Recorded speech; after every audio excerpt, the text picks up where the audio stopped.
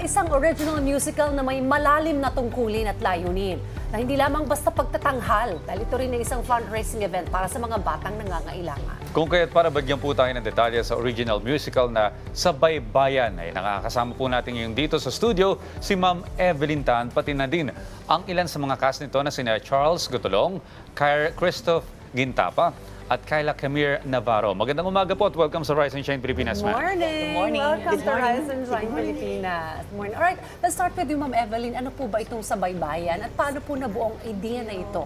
Okay. Ito po ay isang allegorical play, no, na meron siyang mga dalawang magkapatid na pinuntahan ng isang ibon na para sabihin na meron darating na storm. Sila po ay nakatira sa isang baryo na meron silang mga iba't ibang mga inhabitants doon. Pero ito inihambing siya sa mga folklore, Filipino folklore. So, andyan si Kiko Matching, andyan si mga... Kiko Matching. Andyan dyan iba't ibang mga hayop, mga kalabaw. Sino pa? Mga bahay ni Ibong Adarna. Interesting. Sinama-sama dito, no? Yung mga kilalang mga personalidad sa mga folklore ng Pilipinas. Oo. At yung kanilang mga katangian at yung mga nangyari sa kanilang buhay at inilalahat diyan yung paano lalabas yung kagalingan nila at magsasama-sama sila bilang magiging isang komunidad. Okay. Pero Ma'am Evelyn, ano po ba yung mahalagang mensahe na nais ninyong iparating sa audience gamit itong Sabay Bayan? Lalo na ito yung may mga kasamang batang mga merong special needs. Oo. Bigay ko na ba sa inyo yung history ng aming ano? Go ahead po, kasi ang aming eskwelahan ay 40 years na po ngayon. At kami po ay merong mga children na madami sa kanila ay with autism. Okay. O kaya meron silang Downs or ano. Pero itong iba't iba nilang neurological makeup, no, ay inilagay dito na mag-contribute sila sa kanilang kagalingan upang maging makatulong doon sa kapwa. So na yung kanilang katangian niyan ay biglang magsasama-sama yan para makabuo sila ng isang komunidad na sila ay magiging independent in the future. Gusto namin po makatuyo ng isang komunidad na sa aming kakayanan, sa kanilang pwedeng ibigay, magiging isang buo at sila ay pwedeng maging independent at makakabuhay katulad natin. Oo, mai-integrate sila sa ating lipunan. Yes. So yung mga artista ninyo sa play na ito ay mga estudyante po Lahat ninyo? po sila, 70. That's very nice. Sila po yung mga 70 po sila, no? At iba't iba ang kanilang severity. So makikita ninyo dyan na yung technique din na yung iba gumagalaw, pero yung iba nagagalaw pa lang, tinuturo pa, maski nasa panahon ng pag-acto nila. O yun, supportahan po natin itong pagtatangal na ito. Now, we want to talk, of course, to Kyra and Kyla. Paano ninyo inihanda ang inyong sarili para sa pagganap sa isang musical tulad na nga Sabay Bayan at anong mga paghahandang ginawa ninyo, Kyla? First of all, Rehearsals. nag-rehearsal po kami. Araw-araw po yan. Ano ba ang iyong role dito? Ako po si Mimi. Ako po yung kaibigan nila Anton at Robbie. Nasasama po sa lakbay nila. Ayun. How about you, Kyra? Ano naman ang iyong paghahanda dito at sino ang gaganapin mo dito sa pagtatanghal na ito? Ano pagkahanda mo daw na ginawa? Anong ginawa mo kay Koba? Sino ka sa play? Anong role mo dito? We've heard Anton tama po ba? Ikaw, sino siya? Sino si Anton? Si Robbie. Anton. Ako si Robbie. Robin. Robin. Si Anton po pala. Siya si si Anton Anton. at Biyak na kapatid mo. Si kapatid ko po si Robbie po. Kapatid mo si Oo. Robbie. Ayun. Pero ito, Kyra, bilang Anton, ano yung na-experience mo? Maaari mo ba kaming kwentuhan? Ano po? Masaya po. Masaya po. Masaya. Hindi ka naman nahirapan? Di po. Unti lang po. Ang cute, no? Ito, alright, Kyla, balik ulit sa'yo. Bilang si Mimi naman sa Sabay Bayan, paano mo ibinubuhay ang iyong karakter, ano, na may malalim na koneksyon sa ating tradisyonal na pagsalaysay bilang isang Pilipino? Sinasabi mo yung kanyang... Sinasabi ko po yung yung kung ano po yung dapat kong gawin to. Tapos kung sinabi pong dapat may emosyon, ilalagyan ko po siya ng emosyon para po mas maganda at maligayang tignan yung aking mga galak. Ayan, excited ako mapanood si Mimi. Ayan, sa Sabaybayan. Eto naman, kay Charles naman tayo. Hi, Charles! Hello, Charles. Good morning. Good morning. Hello. Ayan, masaya ka ba? Happy ka ba na sa gagampanan mong role sa musical play na ito, Charles? Okay. Oo, mahina lang ang boses ni Charles, ano? Oo. Mm. Lakas pa, konti, Charles.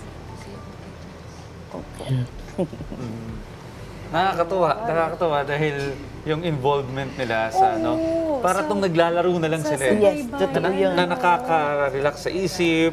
Aha. At yun na nga, integration na rin, ano? At natututo sila doon sa kanilang mga sinasabi. Nadidinig nila yung mga galaw nila dapat. Tsaka maganda na for a cause, ano? Itong pagtatanggal na ito. Alright, Ma'am Evelyn, ano po ang mga plano po ninyo pagkatapos po ng pagtatanggal na ito? Oo, so ito ay fundraising po. Initially, kami po ay naging mapalad na noong isang linggo, meron pong nag-donate na ng isang malaking lugar para sa amin sa May Cavite. At kami po ay gusto naming maitayo na po yung aming forever home. Para ma-develop na sila, maibigay na sa kanila talaga yung mga pangangailangan nila para maging masigit sila na tao, no? Na makakagalaw sila, makakaisip, makakaganoon. Pero bukod doon ay yung kanilang mga talento. Kaya dito nakikita natin yung talento nila na para magsayaw, ganoon. Gagamitin na yon para sila ay makapag-integrate doon sa ating society.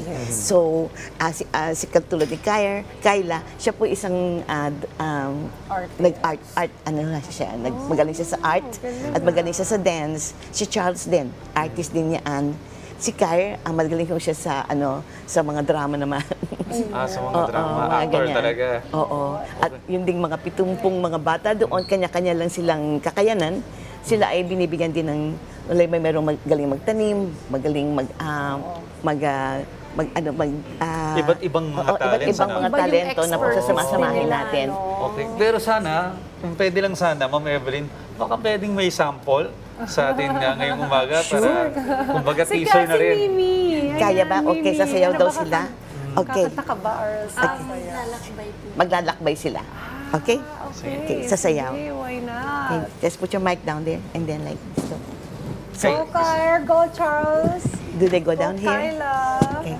Saan kayo magpe-perform? Saan po sila? Okay. O, supportahan natin ito sa Baybayan. Okay. Ito po Do they ay go down isang, somewhere? Sige. musical performance for a cause. Sige, ano pang gagawin niyo? Dito lang daw yan. Diyan, baba na Yan. tayo. Okay, yung sa umpisa Sige. ha. Okay. Pause na. Okay, go. Sideways.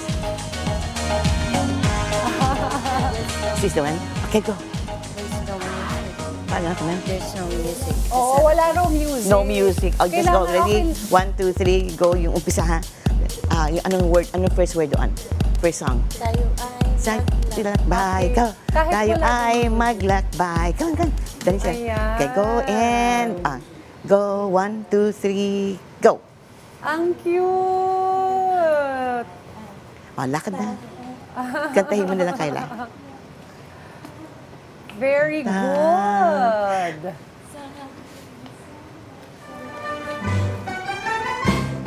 Thank you! Go on. Thank go on you with that. so much, Thank you. ah. Thank you so much. Thank Si you. Charles Gotolyong, Kyre Christopher Gintapa at Kyla Camille Navarro. Okay. Sa Thank you. mga makikita natin sa Sabaybayan. Good luck po. Okay, Kailan ba ito? so, yun, oo. Magkita-kita po tayo, sabayan nyo kami sa aming bayan. Sa 14th ng January, ito pong January 14 at either 3 o'clock or the 7 o'clock show. At ito po ay sa Arete Ateneo po. Oo, dyan po sa merong katipunan lang. Malapit na January 14. Yes, Okay. ma'am. Sa Sunday na po yun. Sa Sunday na. siya. At kami po ay nandoon with the other children, no, to welcome you na makibahagi kayo sa aming kasiyahan at aming galak na kami po ay sinusuporta ninyo. Thank you so much. Meron ba kayong social media pages na pwede? Meron po, check ng pero ating I don't have the mga email right now. Yeah, okay. Yeah, so Basta yun ang Sabaybayan, ano? So, Pwede ba supportahan i-search po yun natin. eh? Oo, The Child's World, a Growing Center po. Ayan. Ang aming eskwelahan at ayon. Sige po. Alright. Sa ating mga ka-RSP, suportahan po natin yan sa darating na linggo. No? Maraming salamat po sa pagbibigay sa amin ng detalye patungkol po sa kapanapanabik na original music na sa Baybayan. Ma'am Evelyn Tan, Charles Gutolong, Kara Christoph Intapa at Kyla Camille Navarro. Muli, you. maraming salamat sa inyo. And Thank good you. luck. Have fun. Thank you. Good luck. Thank you so much. and Thank enjoy you. Sa inyong pagtatanghal at paglalakbay. Thank you.